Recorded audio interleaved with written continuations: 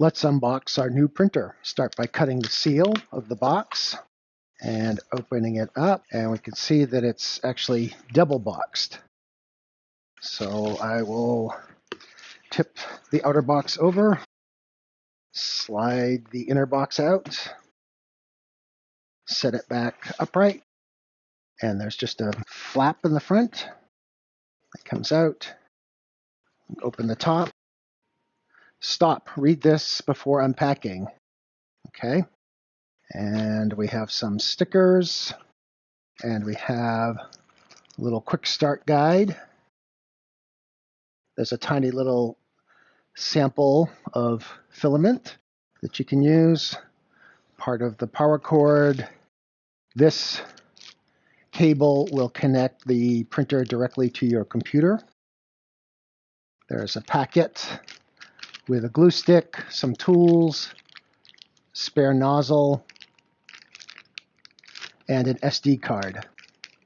There's also a little adapter that will plug into a USB port, so we'll set that aside. And then the printer itself. So once again, I'm going to turn the box over, let gravity do its work, and flip the printer back upright. Take off the outer packing material, and we can see the other part of the power cord. Set that aside. Remove the plastic bag, and there we have it. There's a couple more things we need to do to set up the printer. First is we'll remove this plastic protective sheet from the screen. There's a QR code here that you can scan that will take you to a user manual online. This sticker will also peel off once you no longer need it. And one very important step. Behind this metal protective plate, there's a piece of cardboard packing material. So I'm going to push down from the top on the right-hand side to get it to come out. You can put your fingers underneath the metal guard and push the whole thing up so you have more room to work with. It can be a little tricky getting this out, but once you get the right side out, you can kind of force the left side out. So this is what it looks like once it's out. Make sure that all of the cardboard is completely out from behind this metal guard here. Now if you look at the printer from the front, you can see there's an SD card slot for our card, the screen, the control knob. On the right side, there's a port to plug the printer directly into your computer, and there's also the power port. There's nothing on the back. And on the left-hand side, the extruder, pair of gears that will pull the filament off the spool and feed it up into the nozzle. And there is a built-in spool holder that will snap out and fold down.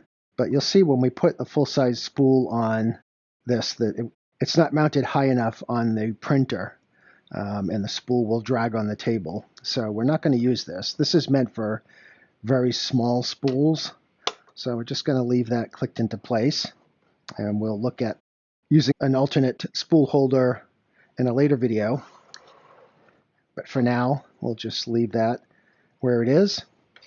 And the last thing that we need to do is pull the filament feeder tube from inside here. The tube was placed inside the machine for shipping so that it wouldn't get damaged, but we need to pull that out now and then insert it into the extruder.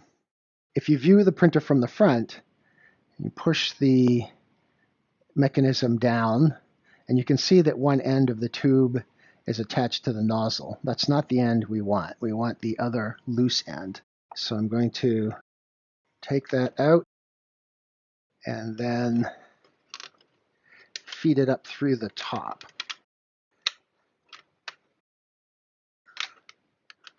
There we go.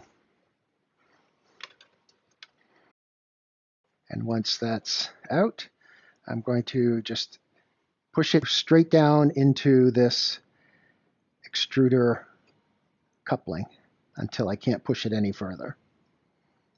And that's it. Now all that remains for setting up the printer is to plug it in. So I'll undo the power cable, take off the protective plastic on the prongs, remove this holder, and now this inserts into the power brick that way. Rotate the printer so that you can see the power inlet and plug it in there. And of course, the other end will plug into your power outlet. On the power cord, there's an on-off switch, so we'll just flip that on, and you'll see that your screen will light up. The nozzle carriage will rise up to the home position, and you will get the welcome screen.